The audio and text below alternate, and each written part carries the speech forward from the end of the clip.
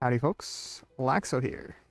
And today we are going to be going right back to the arena. As you can tell in the title, we have got Byakuya's weapon now. So we're going to be doing some testing with the weapon. I also upped him to 5-star as well. So now we can get a correct actual comparison to what his numbers are compared to Sodeno. As you can see, I went ahead and upped his him to 5-star, got the Awaken runes in there. I only put the base runes, which gives you 20, 10, 20. So Deno, I do have the red runes on, so she does get an extra, extra everything across the board, especially attack, an extra 13% attack. But now we actually have a decent comparison. Again, this is only a 5-star Byakuya versus a 6-star Sodeno. So, for attack here, 187k, 57k defense, and about 2.8 mil HP. Over here with Sodeno, we have 200k attack, 55k defense, and 2.6 mil HP. So, if you go ahead and give Byakuya the same runes as Sodeno, they'd roughly have the exact same attack. Now, of course, Byakuya does have better defense and HP by quite a bit. I did my best to make the gear kind of similar. I obviously didn't get this to red or this to 3, but it's pretty close. Close enough to compare it. Once again, I know that 6-star to 5-star, but Byakuya is a much later character, so comparing the stats, they are actually pretty similar. Byakuya does take a little bit of a lead in all the stats across the board. But, as you can see, since the last video, I went ahead and got Byakuya's weapon. I upped all of his gear. And now we can actually take a good look at what his weapon does here. So, the first thing we see is Blood Sigil is different. Blood Sigil reduces healing received by 60%. Now, this is up from 40%, so the healing reduction, we're going to see a big bump in that. However, the max HP is the same. 5%, 5%. Also, damage is going to be roughly the exact same as well. However, we do get an extra benefit from just an extra 20% healing reduction. We do get a heal now from his rage attack. Byakuya recovers 20% of his missing HP. If a target has any stacks of bleeding on them, this is increased to 30%. Unfortunately, once again, it's missing HP. That's not what you like to see. You want to see actual max HP. But 30% is pretty solid. Again, let's just say he's at 50% HP. This goes off. He gets 15% of his HP back. Not bad. However, is it worth getting his weapon over? We're going to have to find out.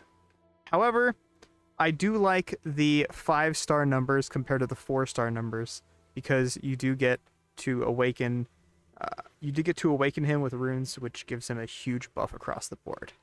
All right, so with that, let's go ahead and check out the new team I'm going to be running. If you guys remember, at the end of the last video, I went ahead and said that I wanted to test out Rukia with him. So what we're going to do is, I'm not sure if Rukia's passive actually works while she's in the support right here, support role, but I'm going to go ahead and put Rukia in there. I'm going to go ahead and put Byakuya in there. I think I'm going to put on the Azure Warsaw on him just so he can get to Rage first round. We're going to get Rukia to Rage first round, so we're going to get both procs. We're going to get both procs after every attack. However, once again, Rukia's is based off of the actual, I think it's the attack of the character that is attacking. So, Byakuya's extra damage procs are going to be like 500k or something like that. 400k, 500k. But Rukia's procs are only going to be based on the actual character. So, yep, let's go ahead and check out that right now. Also, a quick note, I did put in 2 healers right here because I want to keep these 2 alive. just to see how much damage they can soak. Oops. Just to see how much damage they can actually soak. So I'm not planning on winning all the battles. I just want to see how much damage they can take. And of course, they're going to stay alive longer, so we're going to see how much damage they can actually do. Alright, so here we are at the first battle here. So as you can see, immediately what you see is Byakuya, he does quite a bit more damage.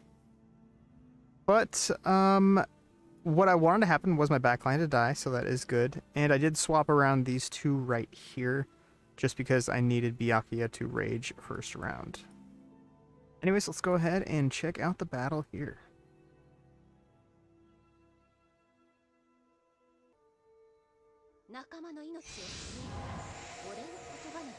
Alright, so as I said, I have Azure on Byakuya, so he's going to rage first round, get that debuff off. Now we have 60% healing reduction, so you should be seeing quite a bit of difference in the actual damage that his team heals. And also, you will see the... If I slow this down here... Oh, well, not that one. But you will start seeing extra damage done on every hit twice to both... or to all the units on his team. Let's go ahead and fast forward past this. Oh, actually, look at these heals. 32, 32. Healed not even 100k on that heal. So his healing reduction is kind of crazy. There is quite a bit of a difference between 40% and 60% healing reduction. So, alright, let's go ahead and check this out now. We're gonna slow this down here just a little bit so we can see the numbers. And there was 2 extra procs there of numbers. Let's see if we can see this one here. There was a 600k and I think a 200k or 20k or something like that. We're gonna see another one here on the crit, and then boom, you see 2 extra numbers that aren't crits. Those are from Byakuya and Rukia. Boom, right there, same thing. And also, you gotta remember that all this extra damage they're taking after every hit, which is, I think it was 600k. That's the number I was seeing. All that is Byakuya. So every time an enemy gets hit, boom, Byakuya, or if it's an AoE 6-person attack, Byakuya gets 600k times 6. Boom, just like that. So one thing we really want to focus on is getting Byakuya's HP as high as possible so we can get that big time damage buff. Or not damage buff, but just extra damage. Pull this down here. Boom, you see those 2 extra numbers right there?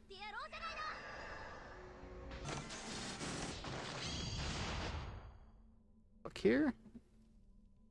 Boom, 2 extra numbers. Unfortunately, the overlay is kind of getting in the way of things, but nonetheless, we can see 2 extra numbers every time they get attacked.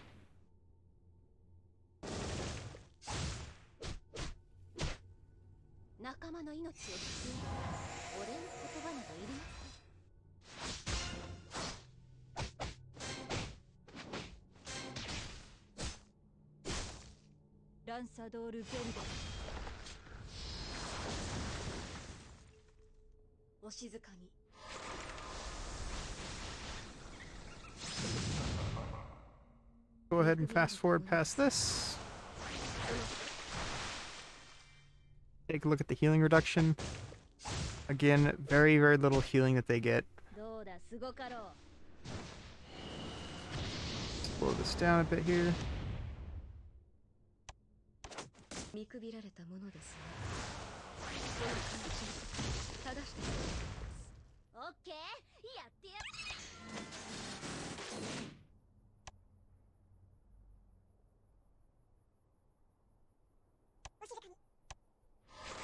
And as you can see, that is where all of Byakuya's big damage and extra damage is coming from. Right there, boom.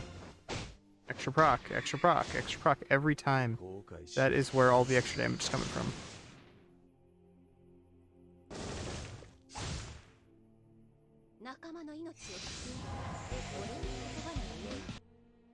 Alright, so for the next round, I'm going to go ahead and swap out Gin here.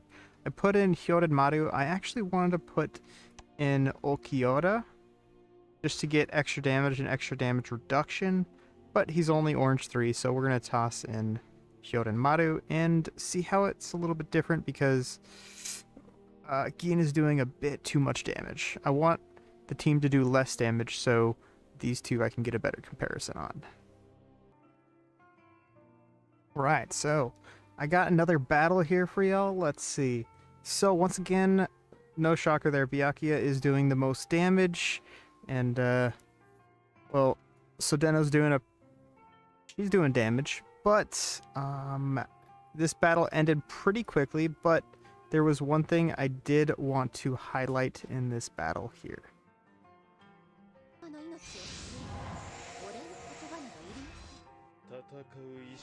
Alright, so what we're gonna have here is I want us to all pay attention to the actual damage that Byakuya is receiving because he is definitely surviving. It's no surprise he is a pretty tanky character, but he doesn't have any block, he doesn't have anything crazy like that. Matter of fact, he actually lost some damage reduction because I put on a different Warsaw on him. So, alright, he tanks this pretty good. Look at this. Boom. It does about 40% of his health right there. Soy Phone does about 40% of his health, and he tanks it pretty well. As we can see, once again, we have Byakuya and Sodeno holding up pretty well. But Byakuya, once again, has a little bit more health than Sodeno at this time. Alright, we're going to go ahead and look at the damage here. Let's look at these damage numbers. 4.1 mil. Let's take a look at these damage numbers. Boom. 3.1 mil. So, my thought is definitely... Or I'm sorry, I should say my thoughts on Byakuya are definitely pretty positive at this time.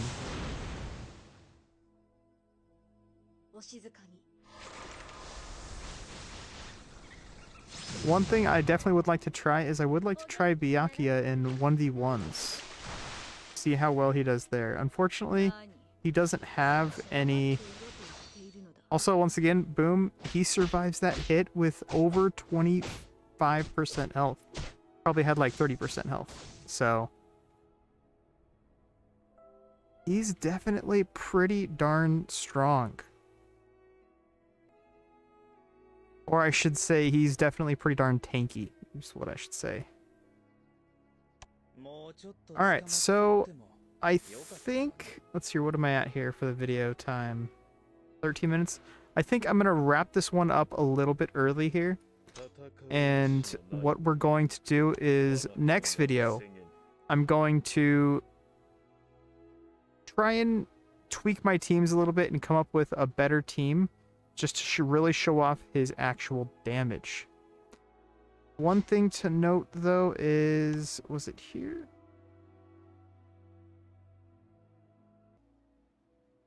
Here, one thing to note here is, unfortunately, you do not get the big benefit from him if he is not deployed in your actual initial team. So he has to be in your actual team in order to get the big benefit out of his damage.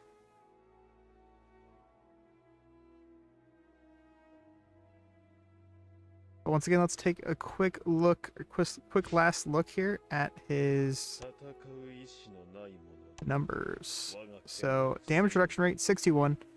Nothing super crazy.